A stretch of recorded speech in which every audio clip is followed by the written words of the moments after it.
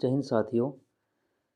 आज हम इज़राइल, अरब और फ़िलिस्तीन सच्चाई भाग 2 पर थोड़ा विचार विमर्श करेंगे, जिसे ब्लैक सितंबर के नाम से भी जाना गया। इसी मैप के साथ हमने एक वीडियो पहले भी की थी, तो उसी को हम कंटिन्यू करते हैं और थोड़ा उसको विस्तार से समझने का प्रयास करते हैं। जैसे पहले वीडियो में कुछ शायद कहीं कहीं आपको ऐसा लगा होगा कि यहाँ कुछ समझने में कोई दिक्कत है, तो उसको थोड़ा और क्लियर करने का प्रयास करते हैं इस वीडियो में। 29 सितंबर 1947 को यूएनओ ने ब्रिटिश शासनादेश को एक यहूदी और अरब राज्य में बांटने का जो एक प्रस्ताव था वो पारित किया। उसके बाद जो है यहूदियों को यहाँ बसाने का कार्य शुरू हुआ। यानी कि 4 जो मैप हम चित्र देख रहे हैं, तो इनको हमने पिछली वीडियो में बिल्कुल एक एक करके हमने इसको स्टडी करने का प्रयास किया था। अब उस विषय पर हम ज़्यादा नहीं जाएंगे, उससे कंटिन्यू करते हुए आगे पार्ट 2 हम इस पर चलते हैं। तो इस क्षेत्र का उन्होंने मैप बनाया और नीचे के हिस्से को, जो गाज़ा पट्टी थी, ये जो नीचे का हिस्सा आप देख रहे हैं, ये गाज़ा पट्टी, वह लगभग 90 किलोमीटर की मानी गई। 90 भी हो सकती है, 90 से ज़्यादा, लगभग 90 से 100 किलोमीटर के आसपास हो सकती है, जो आज घटकर केवल 40 किलोमीटर की शेष है। दूसरा इलाका वेस्ट बैंक था।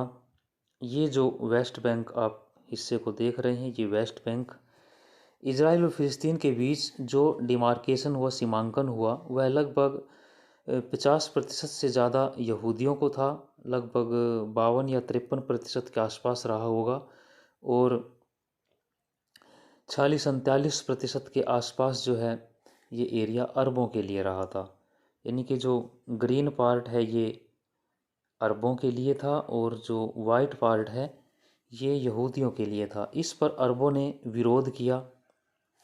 जो भाग अरबों के लिए था, जैसे गाज़ा पट्टी था, ये जो गाज़ा पट्टी आपने पढ़ा, ये गाज़ा पट्टी जो लगभग 90 किलोमीटर के आसपास इसकी लंबाई थी, उस पर मिस्र ने अधिकार कर लिया कि जब तक सीमांकन होता है, इजराइल और अरबों के बीच में कोई तालमेल समझौता होता है, तो इस पर उस समय तक मिस्र ने अधिकार कर लिया कि हम इसकी देखरेख करेंगे। जो वेस्ट में दिया गया था, ये पूर्व, जो वेस्ट में दिया गया था, वेस्ट का मतलब एक दूसरे तरीके से इसको समझेंगे, जो यानी कि जिसको हम वेस्ट बैंक कह रहे हैं, इसको इसी रूप में समझिए। उस पर आक्रमण करके जॉर्डन ने कब्जा कर लिया। इस हिस्से पर मिस्र ने अधिकार कर लिया, और ये जो हिस्सा था, इस हिस्से पर जॉर्डन ने अधिकार कर लिया, क्योंकि इसके साथ यहाँ मिस्र लगता है और इसके यहाँ जॉर्डन लगता है। तो इस सारे हिस्से पर जॉर्डन ने अधिकार कर लिया, और इस पर हिस्से पर, गाज़ा पट्टी पर, मिस्र ने अधिकार कर लिया। तो ये सारे इलाके फ़िलिस्तीनियों के लिए था, अरबों के लिए था, लेकिन इन दोनों ही इलाकों को जॉर्डन और मिस्र ने कब्जा कर लिया था। तभी से अब दूसरा देखिए कि जो भाग अरबों के लिए था, गाज़ा पट्टी, उस पर मिस्र ने अधिकार कर लिया, हमने जाना। अब जो दूसरा भाग था, जिसे ये वेस्ट बैंक कहा गया, उसको आक्रमण करके जॉर्डन ने कब्जा कर लिया, क्योंकि यहाँ पर ये जॉर्डन था। जो इलाका अरब फ़िलिस्तीन के लिए था, इन दोनों ही भागों पर उन लोगों ने, उन देशों ने अधिकार कर लिए। तभी से यह इलाका वेस्ट बैंक कहलाता है, क्योंकि यहाँ डेड सी है। अगर आप इस मैप को देखें,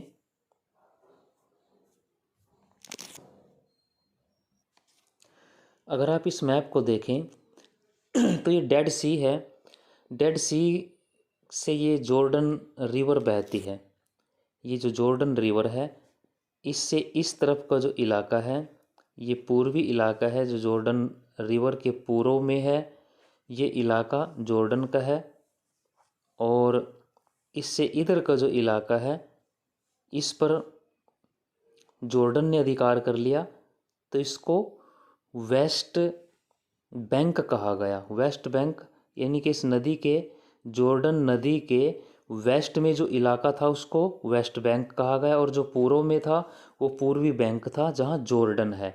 आप इसको थोड़ा ऐसे समझिए कि जो जॉर्डन नदी बह रही है, इसके पश्चिम में जो इलाका था उसको वेस्ट बैंक कहा गया, जिसको आज हम इसी नाम से जानते हैं। तभी से इसका नाम ये वेस्ट बैंक पड़ा हुआ है, जब जॉर्डन ने इस पर अधिकार किया था, क्योंकि ये जॉर्डन नदी के वेस्ट में था और जॉर्डन ने इसके ऊपर अधिकार कर लिया था। आप इसको ऐसे समझिए, यानी कि जो जॉर्डन नदी थी वो जॉर्डन और फिलिस्तीन के इस हिस्से के एक सीमा बनाती थी। तो अब क्या किया कि जॉर्डन जो था उसने जॉर्डन नदी को पार करके अरब फिलिस्तीन में घुस गए थे। तो यह इलाका संयुक्त राष्ट्र ने फिलिस्तीन, अरब फिलिस्तीन के लिए निर्धारित किया था, लेकिन इस पर जॉर्डन ने अपना अधिकार करके और इस इलाके के जो निवासी लोग थे उनको अपना नागरिकता दे दी जॉर्डन की। अब यहाँ तक क्या हुआ कि जॉर्डन ने जो वेस्ट बैंक है इसके ऊपर अधिकार कर लिया। वेस्ट बैंक इसको तभी से कहते हैं कि जॉर्डन नदी के वेस्ट में था ये। जॉर्डन ने इस पर अधिकार कर लिया और इस इलाके के जो लोग थे इनको अपने में शामिल करके यहाँ जॉर्डन की इन लोगों को मान्यता दे दी, नागरिकता दे दी। मिस्र था, मिस्र ने यहाँ के लोगों को कहा कि आप यहाँ रहिए, लेकिन आपके जो सभी अधिकार हैं वो हमारे पास रहेंगे। इस प्रकार जो अरबों को, यानी कि अरब फिलिस्तीनियों को जो दो इलाके दिए गए थे, दोनों पर ही मिस्र और जॉर्डन ने अधिकार कर लिया था। इसके बाद जो अरब देश थे, जैसे सऊदी अरब, सीरिया, लेबनान जैसे जो अन्य अरबियन कंट्री थे, उन्होंने इनका घोर विरोध किया, परंतु जॉर्डन कब्जा करते हुए यरूशलेम तक पहुंचता चला गया। उसने ईस्ट यरूशलेम को अपनी आंशिक यानी कि पार्ट टाइम की राजधानी भी घोषित कर दिया था।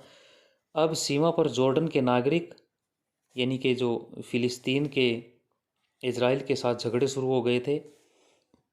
इनको लड़ना तो चाहिए था जॉर्डन और मिस्र से, जिन्होंने इनकी भूमि को कब्जाया था, लेकिन ये लड़ने लगे इजराइल से। अभी तक इजराइल ने इनके खिलाफ कोई भी कार्रवाई, सैन्य गतिविधि नहीं की थी। छुटपुट घटनाएं होती रहती थी सीमा के आर पार। तो उन्होंने इजराइल पर गुरिल्ला वार शुरू कर दिया, यानी कि छुप कर मार करके भाग जाना। अब वेस्ट बैंक के लोगों को पता चला कि अब्दुल्ला प्रथम जो जॉर्डन के शाही परिवार से थे, वे इजराइल से कोई समझौता करना चाहते हैं, और 1951 में वे जाते हैं अलेक्सा मस्जिद नमाज पढ़ने के लिए जाते हैं, और वहाँ पर फिलिस्तीनी उसे मार देते हैं। 1955-56 का विषय रहा होगा, जब स्वेज नहर के विषय पर युद्ध होता है इनका। मिस्र इजराइल के निर्यात और जहाज़ों को स्वेज नहर से गुजरने की अनुमति नहीं देता। इस झगड़े के बाद मिस्र को इजराइल के लिए स्वेज नहर खोलनी पड़ी। जब उनके बीच में झड़प हुई तो 1967 तक आते आते इजराइल के लिए स्वेज नहर जो मिस्र है उसने फिर घोषणा कर दी कि इजराइल को वो अपने स्वेज नहर के रास्ते से नहीं गुजरने देगा। तो इस प्रकार इजराइल ने फिर उनके ऊपर वायुसेना से हमला किया।